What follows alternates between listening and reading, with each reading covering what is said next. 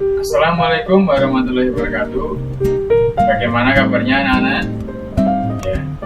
Hari ini kita akan belajar tema 1. Ini kelas 2 ya. Tema 1 hidup rukun. Kemudian subtema keempat hidup rukun di masyarakat. Nah, di dalam subtema 4 nanti akan banyak penjelasan tentang perilaku hidup rukun, terutama di lingkungan masyarakat. Oke, seperti yang tampak pada gambar, di situ ada kegiatan kerja bakti yang dilakukan oleh para warga. Oke, kita lanjut. Kita masuk ke pembelajaran 1. Ada apa di pembelajaran 1? Di sini ada kalimat penolakan. Apa itu kalimat penolakan? Kita bahas dulu ya. Kalimat penolakan di sini adalah kalimat yang menunjukkan tidak setuju, kurang setuju, kurang sependapat atau membantah. Dari namanya saja kalian pasti sudah paham. Kalimat penolakan berarti menolak, tidak setuju. Namanya saja kalimat penolakan, berarti kalimat yang isinya tidak setuju atau mungkin kurang setuju, kurang sependapat, dan lain sebagainya. Nah, kemudian di sini ada contohnya, ya, seperti ini ya. Aku tidak mau dan ini maksudnya itu namanya orang ya, Dani misalnya. Aku tidak mau dan di sana banyak debunya. Nah, terus yang kedua, maaf Ben, besok saya tidak bisa ikut libur. Ini adalah contoh kalimat penolakan ya.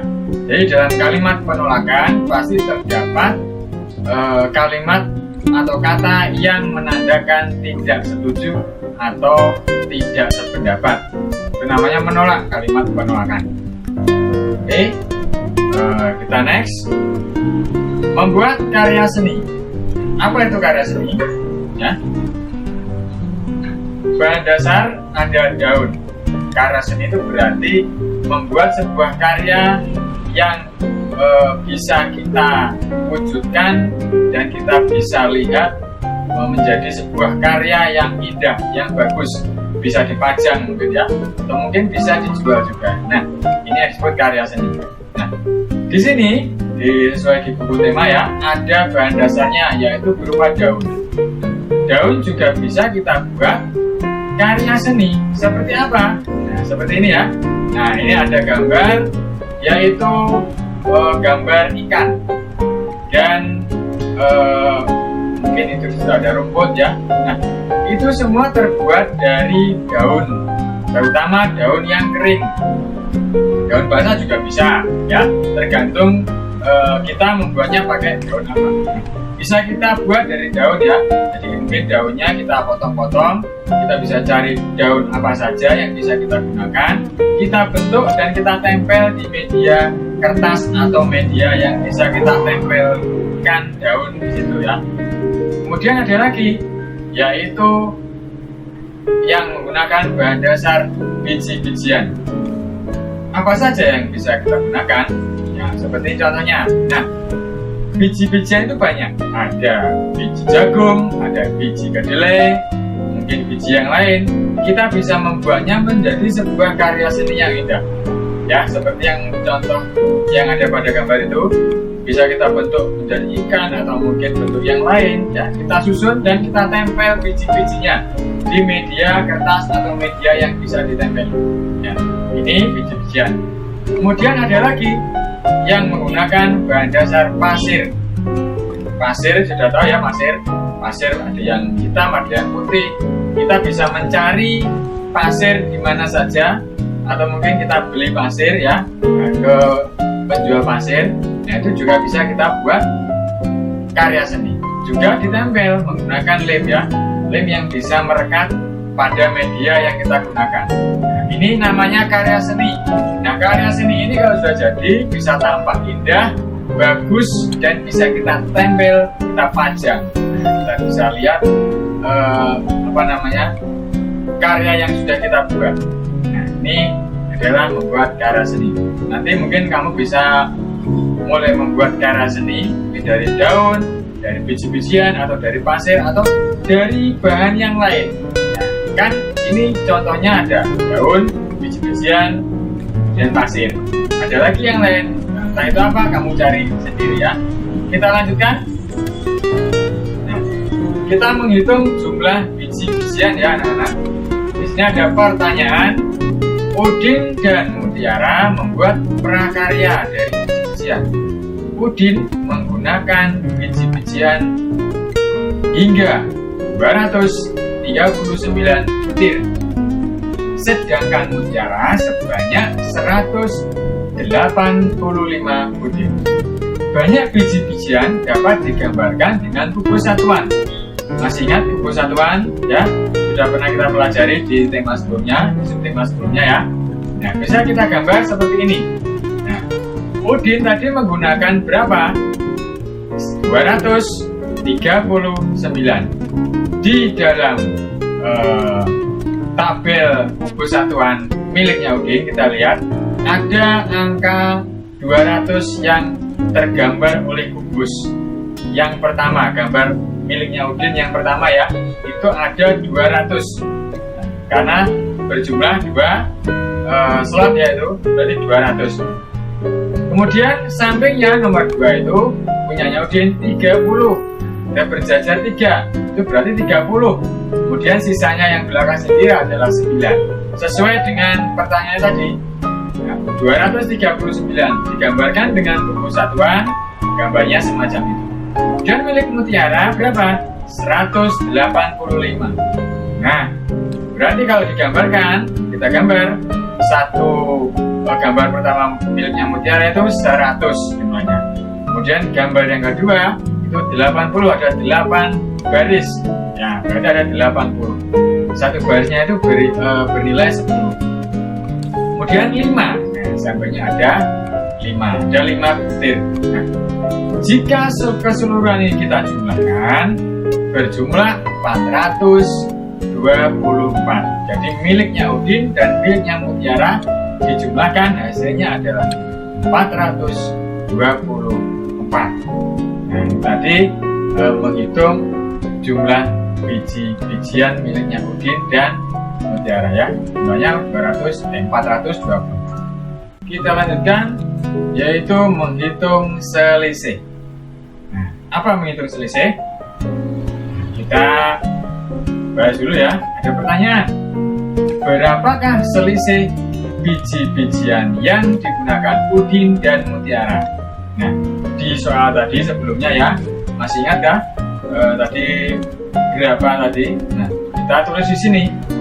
239 miliknya Udin, kemudian 185 miliknya Mutiara. Kita apakan? Kalau yang namanya selisih itu berarti dikurangi.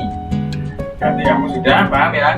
Selisih itu berarti dikurangi. Kalau ada pertanyaan, berapa selisihnya? Berarti kurangkan saja. Yang besar dikurangkan yang kecil. Nah, kita hitung dulu menggunakan cara pendek. Masih ingat ya cara pendek? Tidak perlu Bapak bahas lagi. Kita hitung 9 dikurangi 5. Berapa 9 dikurangi 5? Ya 4. 9 dikurangi 5 adalah 4. Kita taruh 4 di bawah itu. Lanjutnya adalah 3 dikurangi 8. Bisa 3 kurangi 8? Tidak bisa, karena angka 3 itu lebih kecil dari angka 8. Jadi tidak bisa mengurangi angka 8 yang lebih besar. Harus kita ubah dulu, kita pinjam puluhan dari angka 2. Angka 2 ini satu puluhannya kita pinjam, kita tambahkan 3, berarti 10 ditambah 3, hasilnya adalah 13 dikurangi 8, yaitu sama dengan 5. Ini baru bisa. 5 kita taruh di bawah. Nah, gitu ya. Nah, karena tadi angka 2 sudah kita pinjam, berarti tinggal 1. Ya, tinggal 1, berarti 1 dikurangi 1. Hasilnya adalah habis. 1 diambil 1 ya habis 0. Berarti di sini adalah 0. Nah, berarti hasilnya adalah 54.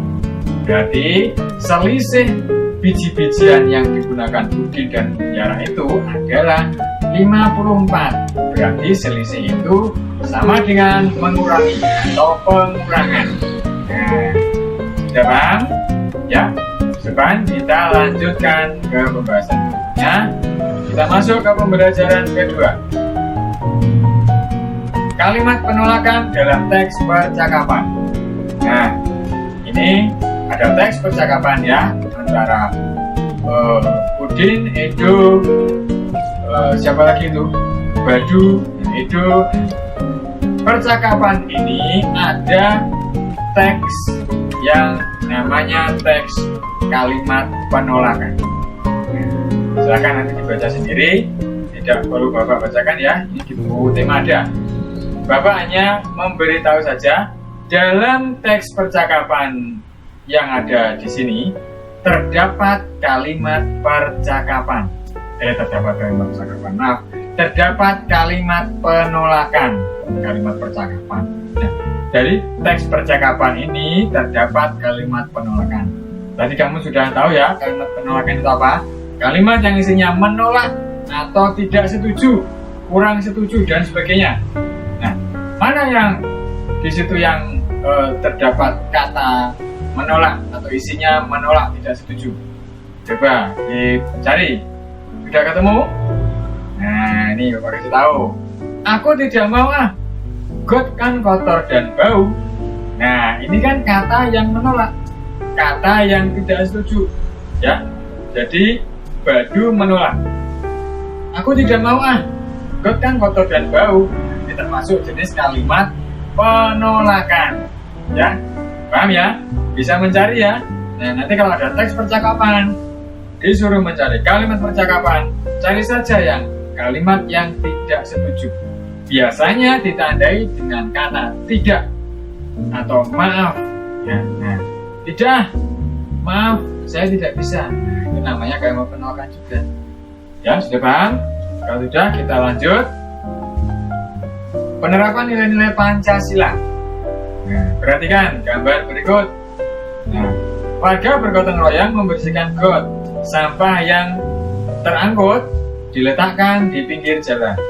Anak-anak ikut membantu memungut sampah yang terjajar. Warga merasa senang lingkungan kembali bersih. Nah, perhatikan gambar berikut. Nah, dari gambar berikut ini, nah seperti ini juga. Nah, itu ya. Ini terdapat nilai-nilai Pancasila. Kira-kira ini sila keberapa ya yang tampak pada gambar di sini? Nah, nih Bapak kasih tahu. Gambar tersebut menunjukkan menunjukkan penerapan sila pertama dan kedua. Apa sila pertama? Ketuhanan yang Maha Esa. Sila kedua, kemanusiaan yang adil dan beradab. Bagian mana yang menunjukkan sila-sila ini? Nah, kita perhatikan. Maaf, kami nanti terlambat mengikuti kerja bakti.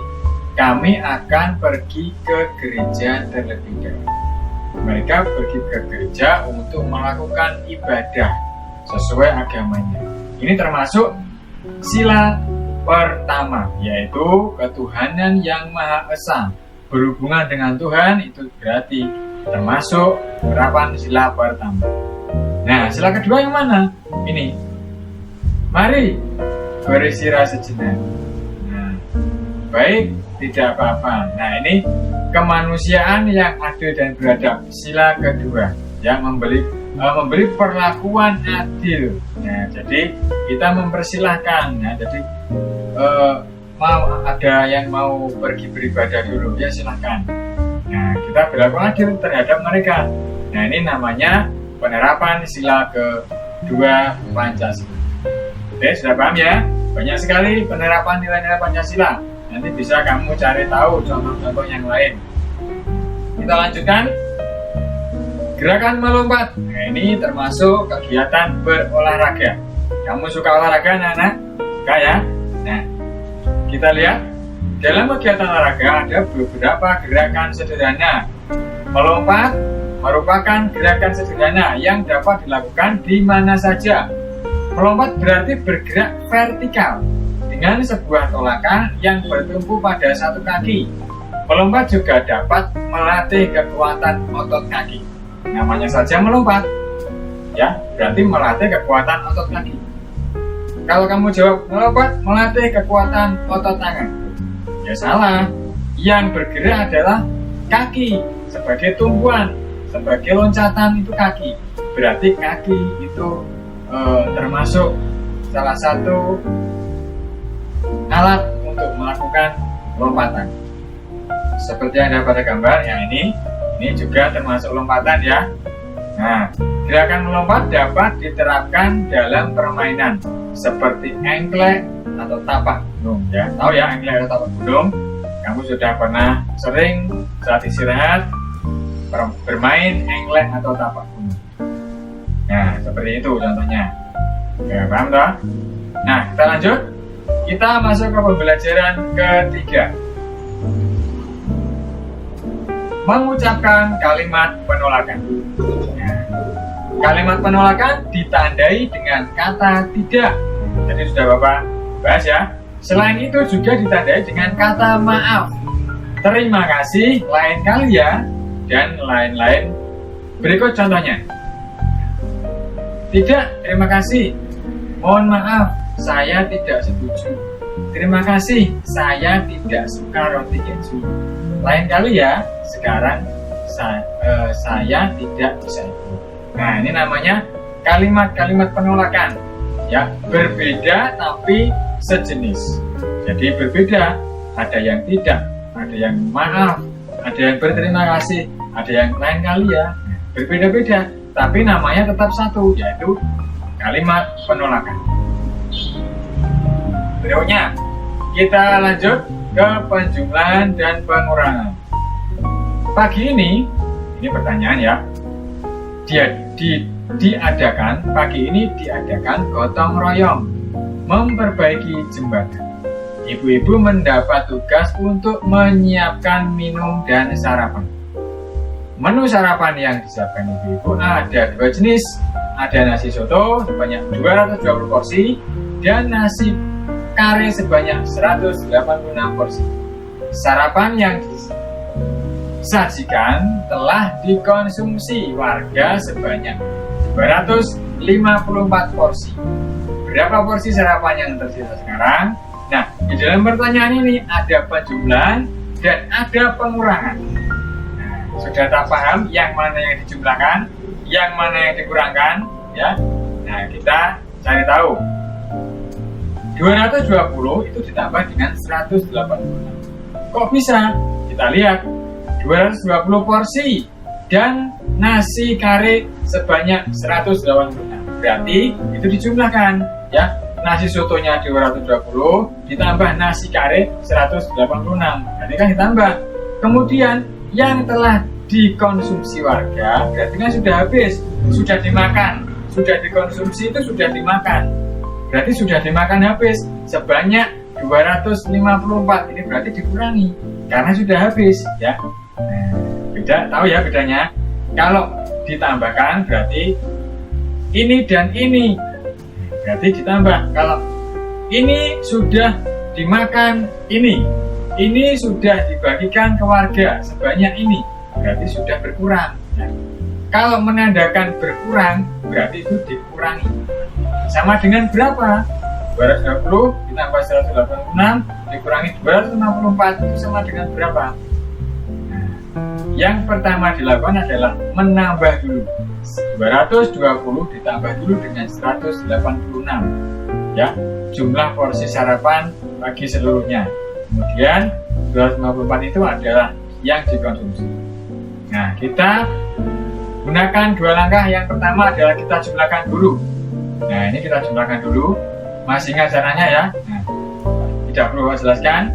220 dengan 186 itu ditambah hasilnya adalah 406. Barulah hasilnya penjumlahan ini kita kurangi, ya. Nah, itu menyimpan satu, ya.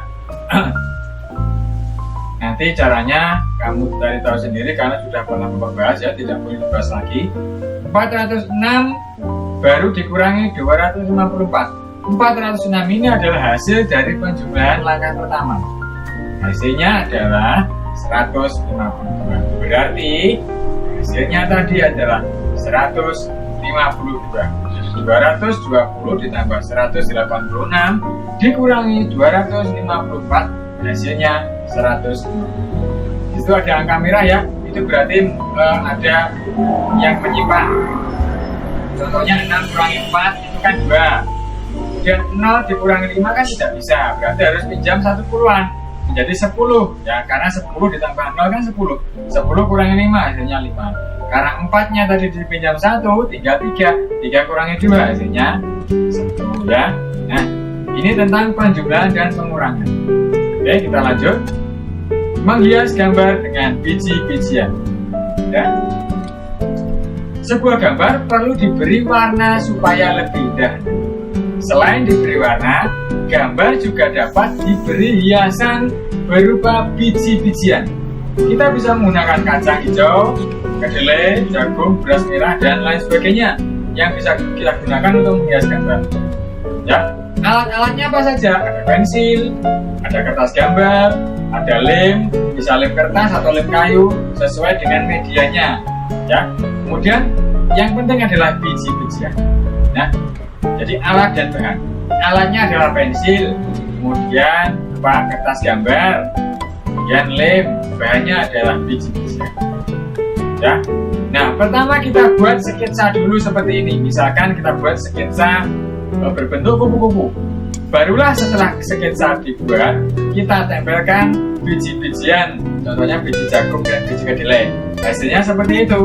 Ketika sudah dilem di dalam media, ya, bisa gunakan lem kertas atau lem kayu, tergantung kamu. Misalkan lem kertas tidak lengket, pakai lem kayu. Ya. Oke, ini tentang menghias gambar. Oke, kita lanjutkan.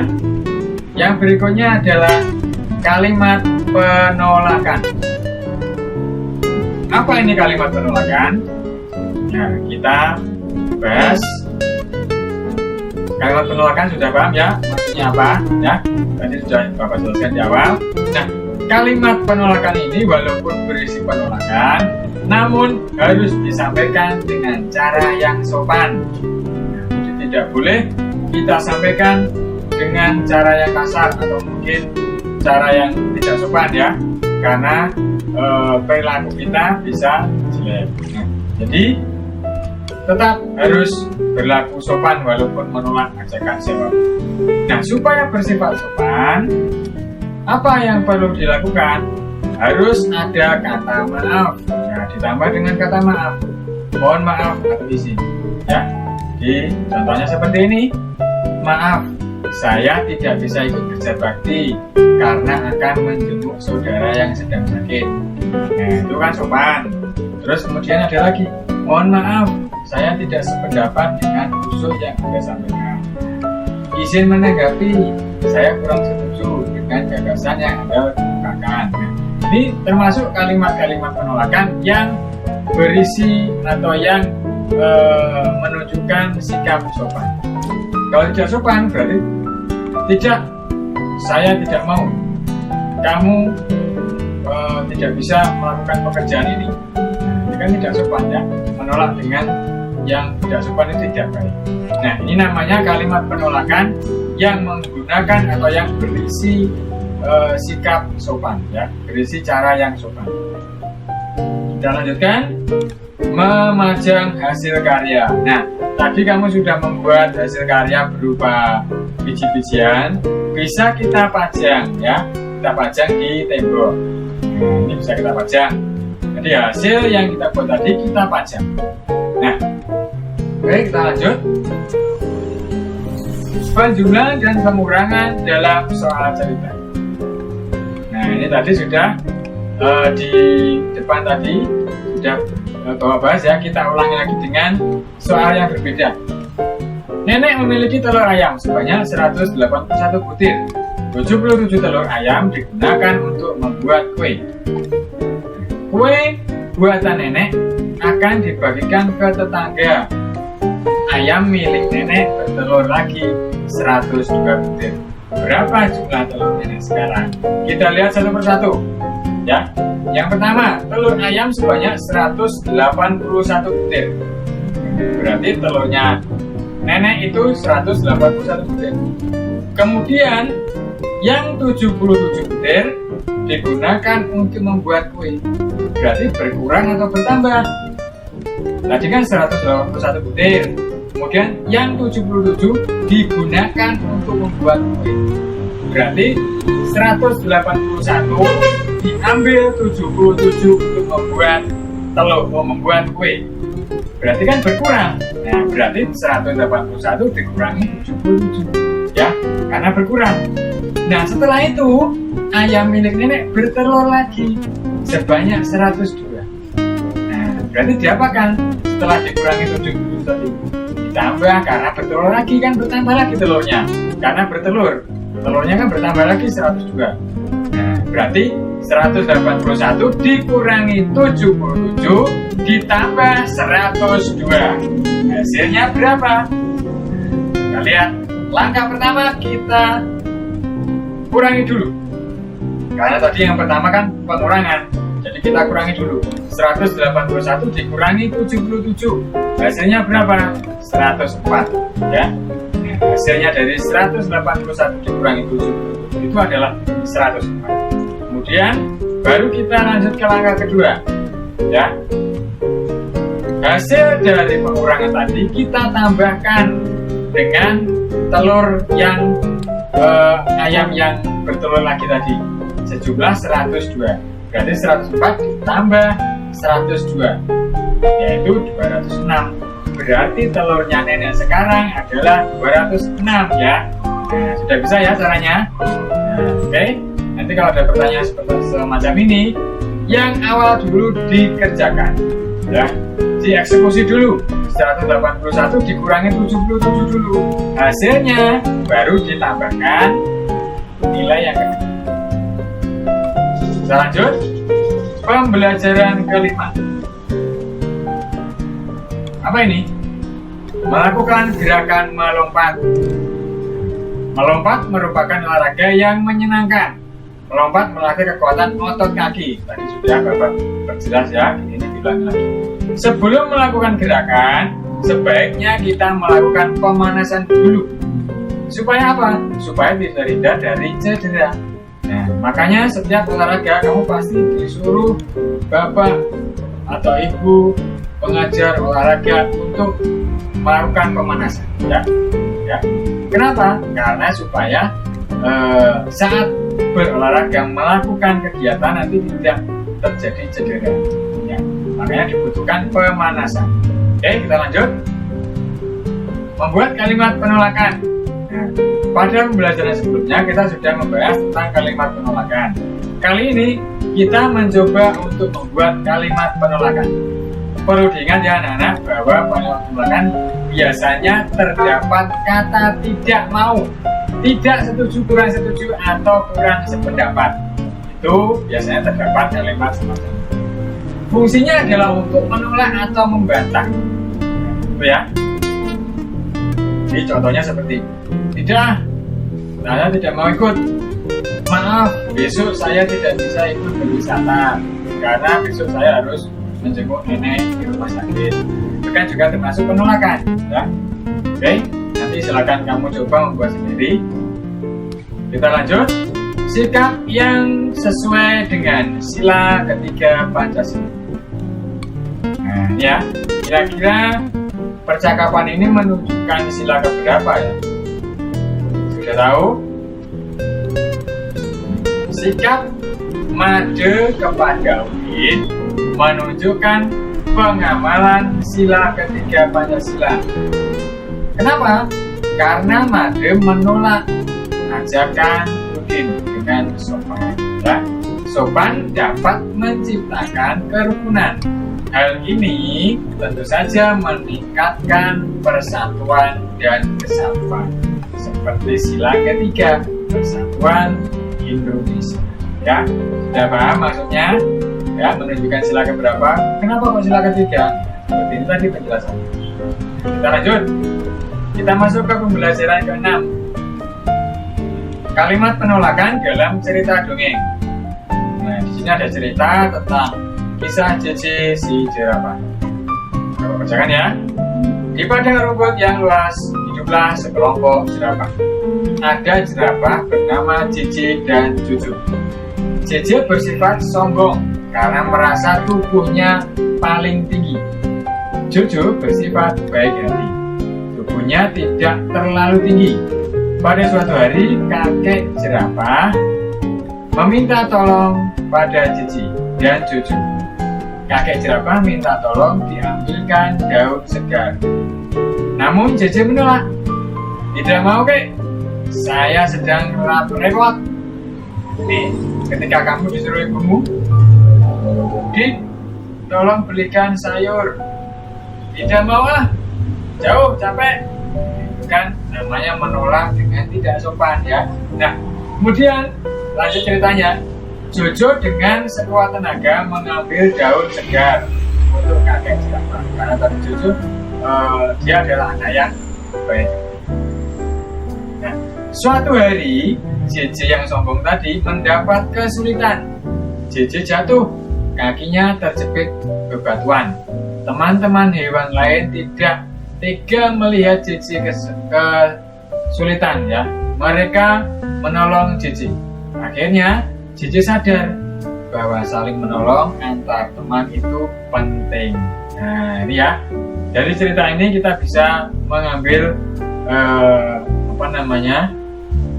perilaku yang baik. Jadi kita tidak boleh sombong karena suatu saat kita pasti mengalami kesulitan.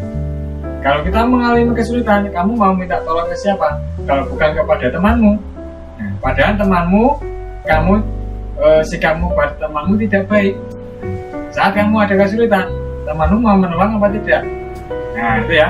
Jadi bersikaplah baik kepada siapapun, karena nanti suatu saat kamu pasti dapat dibantu juga oleh temanmu ketika kamu mengalami kesulitan. Ya, ini ada sikap yang sesuai dengan sila keempat dan kelima Pancasila. Yang mana yang sila keempat, yang mana yang sila kelima? Sudah bisa kita tahu ya. Sila keempat itu berarti yang gambar pertama. Sila keempat itu apa toh? Bermusyawarah, tidak memaksa, melaksanakan hasil musyawarah, dan mematuhi aturan di lingkungan masyarakat. Itu termasuk pengamalan sila keempat, sikap yang menunjukkan sila keempat. Kalau sila kelima, itu bisa bersikap adil, menghargai hasil karya, memelihara fasilitas umum tidak merusak. Di sekolah ada fasilitas umum, contohnya tempat sampah, ada yang organik, ada yang non-organik. Jadi kamu harus menyesuaikan, kalau organik taruh yang ke tempat sampah organik ya. Jangan dirusak, itu namanya tidak baik ya, tidak menunjukkan sila kelima, merusak fasilitas umum ya. Karena sila kelima itu memelihara lingkungan supaya tetap bisa digunakan. Oke, kita lanjut. Membuat soal cerita. Nah, pada belajar sebelumnya kita sudah belajar cara memecahkan masalah dengan penjumlahan dan pengurangan ya. Seperti telur tadi ya. Kali ini kita mencoba untuk membuat soal cerita ya. Nah, buat dulu bentuk penjumlahannya dan pengurangannya. Contoh, 224 tambah 128 tambah 104 sama dengan berapa? Kalau sudah dibuat bentuk penjumlahan dan pengurangan seperti ini, baru kita bisa membuat ceritanya ya. Kita buat dulu 100 dikurangi 20 ditambah 5. Kalau sudah kita buat bilangannya, kita baru bisa membuat ceritanya seperti ini ya. Kita buat ceritanya, nenek membeli telur asin sebanyak 224 butir. Kemudian, nah itu kan dikurangi, ditambah ya, ditambah. Ibu membeli telur asin sebanyak 124 butir. Kan nenek dan ibu berarti kan membeli, sama-sama membeli, berarti ditambah. Nah, terus baru dikurangi. Kalau dikurangi berarti kan berkurang. Untuk apa telurnya tadi? Nah, sebanyak 104 telur, sebanyak 104 telur asin, nenek bagikan ke tetangga. Dibagikan, berarti kan berkurang. Berapa sisa telur asin milik nenek sekarang? Nah, jadi sebelum membuat soal cerita, buatlah dulu bentuk penjumlahan dan pengurangannya. Bilangannya kita buat baru bisa kita buat soal ceritanya ya. Ini mempermudah, bukan namanya harus membuat bentuknya dulu, tidak. Kamu boleh langsung membuat soal ceritanya boleh ya, tapi biar mempermudah kamu buat dulu bentuk penjumlahan dan pengulangan. Oke, kita lanjut. Nah, karena sudah habis pembelajaran tema 1 subtema 4 ya, Bapak akhiri, mudah-mudahan dari awal hingga akhir bisa bermanfaat. Kita ketemu lagi di pembelajaran berikutnya. Wassalamualaikum warahmatullahi wabarakatuh.